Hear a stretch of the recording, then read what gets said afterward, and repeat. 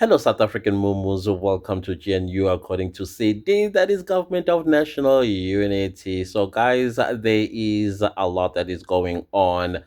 I see some of you are asking questions about the march that was on the 23rd of September 2023.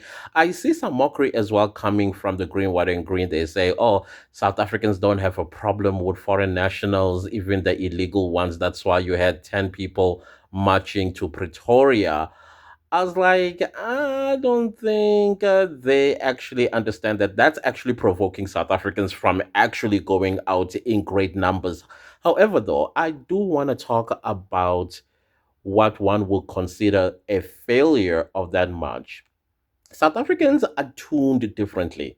And I'm not to say that I am giving an excuse as to why South Africans were not there in Pretoria on Monday, but I did ask one of the people that was pushing the march, how well is this march organized? Because in South Africa, you don't just organize a march and then think that people are going to come there. There's a lot of logistics that are put in place.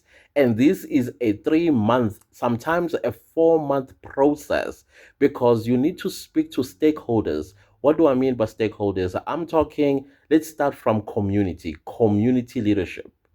From community leadership, you go, if there are chiefs, you go to the chiefs. If there are Induna, you go to Induna. If there is a counselor that is well respected and also supports the cause, you speak to them. And then from there, you go and speak to churches. From churches, you speak to Itokfela. Stokfels. Then you go to the kids that are hanging on the streets. I'm talking about young people that are unemployed that are sitting at home hoping to get a call from a job that they had applied to.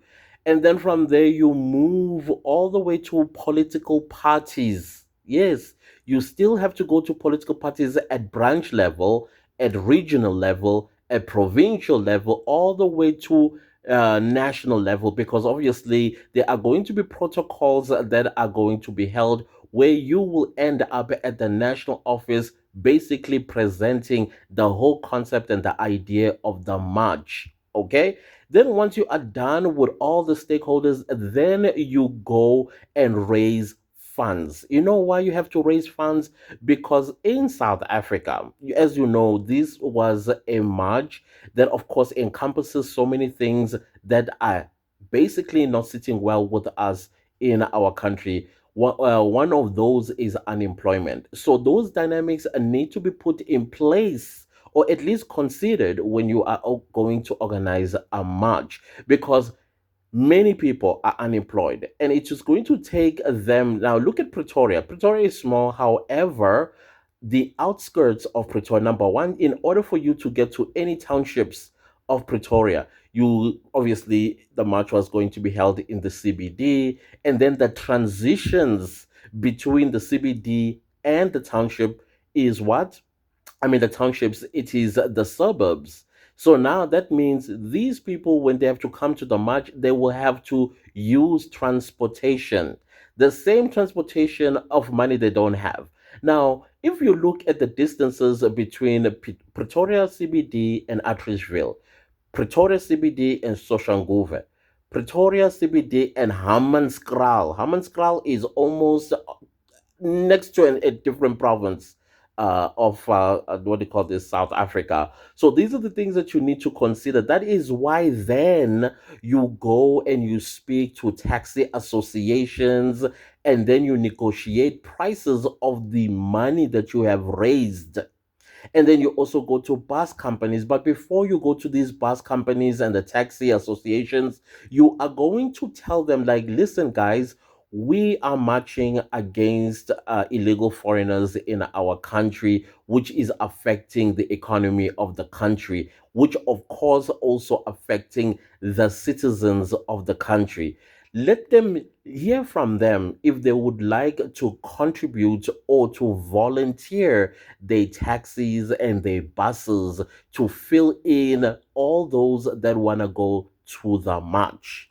Now, once you are done with that, whether you are paying money for those buses or the transportation, or you got them for free, then you go to printers and then you are going to print posters about the match, when the match is going to be held, where the starting point is going to be, and how the route is going to be. But before you even get to the printer, you have to go to the municipality to seek permission to match. Of course, I saw that they did get permission to match, otherwise, they would not have been escorted by the police. So that means the match was legal. So once you have gotten the what do you call this, the permission from the city to march, and they will give you the routes to take to the union buildings, right? So once you got the what do you call this, the permission, that's when you write a letter or an email or whatever the case might be to the union buildings chief of staff or whoever is responsible for that vicinity, because it is still a national key point, right? And then from there you go and you print out the posters that you are going to post. You do exactly how you a political party would do during election time. You are canvassing, you are campaigning. You also, during this time while you're organizing the march, you are holding community meetings, city hall meetings, and you are going to radio stations, from community radio stations, provincial radio stations, even to national radio stations. You're letting the people of South Africa know what is going to be going down on the 23rd of September 2024. And then from there, I know I'm missing something else that you need to do. So basically, what I'm trying to say is it is a process. And it's a process that takes about 3 months, sometimes 4 months to put together, because you still have to do a lot of work in order to sensitize everybody to come to the march.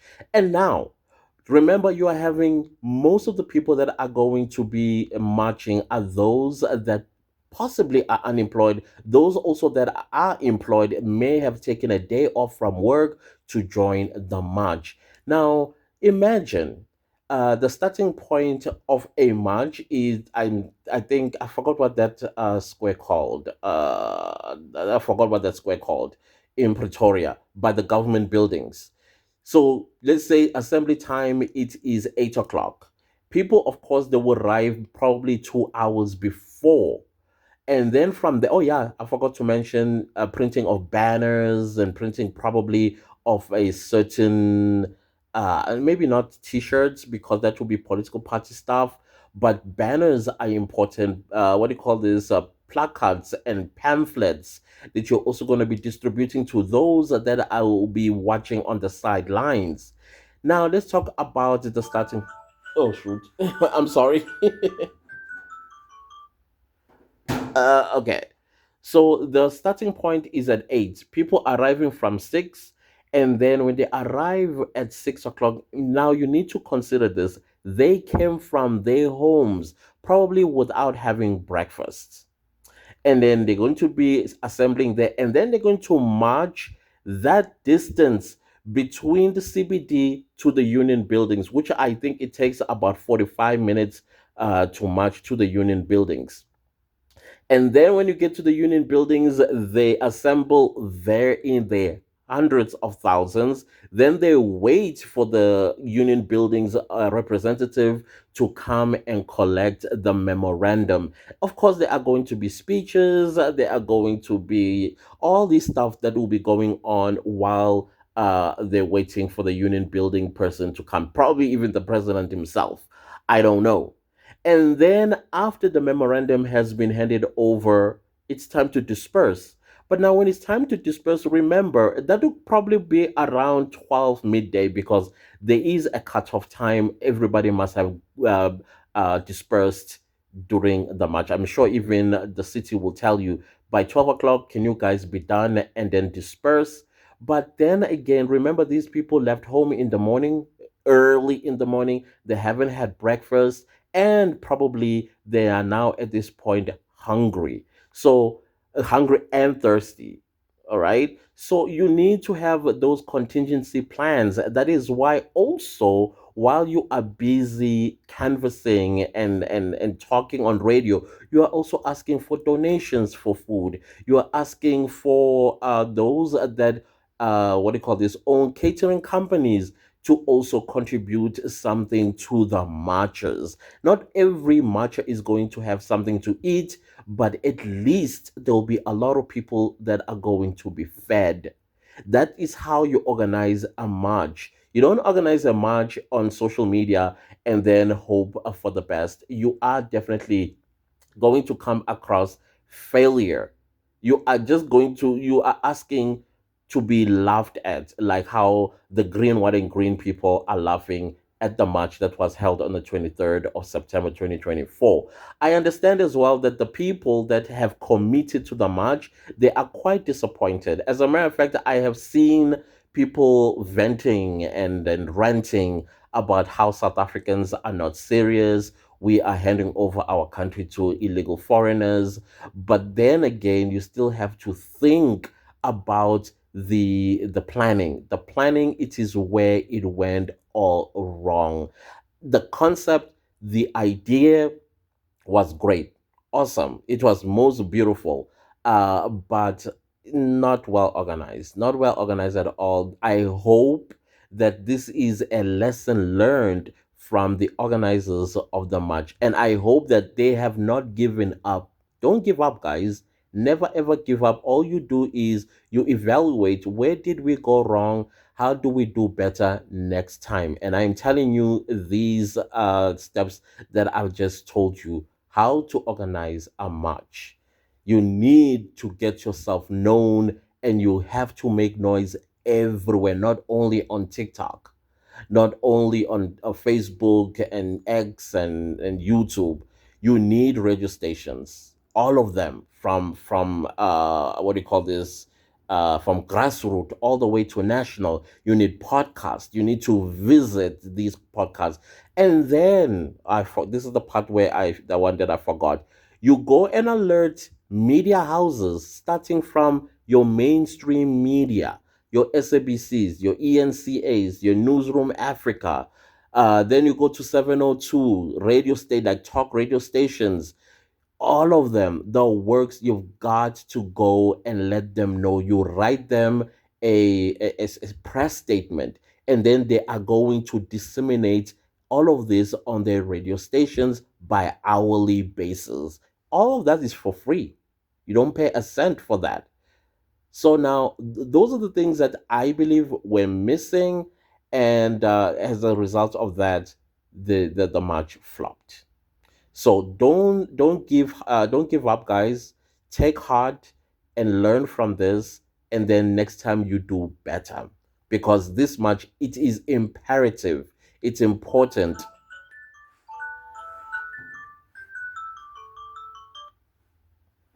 I keep getting disturbed by my alarm. It's time for me to get up. But anyways, I hope we are understanding each other about how to organize a march. It is very stressful. That's one thing for sure. And if there's anything else that I may have forgotten in how to organize a march, please add it in the comment section. If you've ever organized a march before, put it in the comment section, and let's help each other. Let's not get angry with each other, because there are dynamics with the South African population, huge dynamics. And you would want the people that have all the time on their hands to be the ones that show up, so that the world get to see the real picture of what is happening, who are the people that are negatively affected.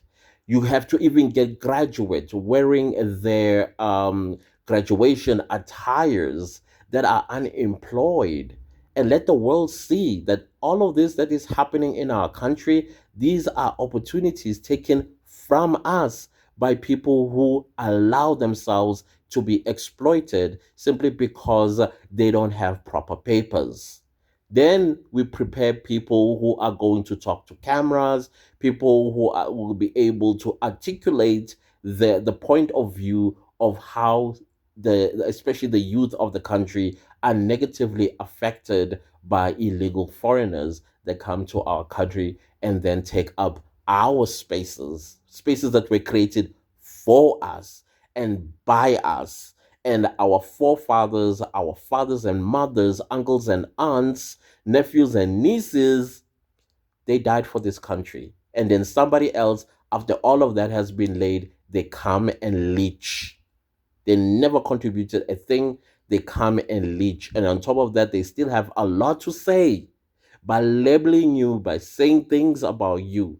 These are the things that you ventilate in front of a camera while everybody in the background is there singing and dancing. Because we know how when we angry, we dance in South Africa. Toy toying basically is what I'm saying. So all of that was supposed to be organized, so I don't know. That is my take on this because I keep getting asked questions about it, and some people even asked why I was not there.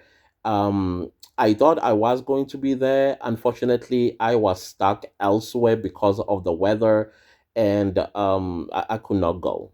I could not go at all. But I did suspect that the possibility of the march being a failure was pretty high because of the organization. I mean, it was organized in a very short space of time. Like I said, it needs at least 90 days to organize a march. It's not a child's play, to be honest with you guys. And I hope, I truly, truly, truly hope that the organizers have not given up. Please, guys, don't give up. Regroup, sit down, and plan it again. Plan this, it's important. And I'm sure a lot of people will contribute something towards it if money is needed.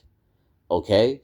So that is my 2 cents about the March of the 23rd of September 2024. Sorry, guys, that those that think they got embarrassed. No, you were not embarrassed at all. You showed your heart, and we appreciate it. Trust me, we do appreciate it, but it needs organization in the future. Other than that, guys, that is all that I have to say regarding this. I hope we learned something as well. Like I said, please add whatever I may have left out. See you next time with a new video. Mumus. I love this word, mumu. South African mumus. Oh man, I'm trying to think now which one is more interesting. Xenophobic, Afrophobic, mumu, lazy, stupid. I think I like mumu. Mumu is my favorite. I don't want to lie. Mumu is my favorite. Okay, mumus, shall see you next time. Bye. Oh gosh.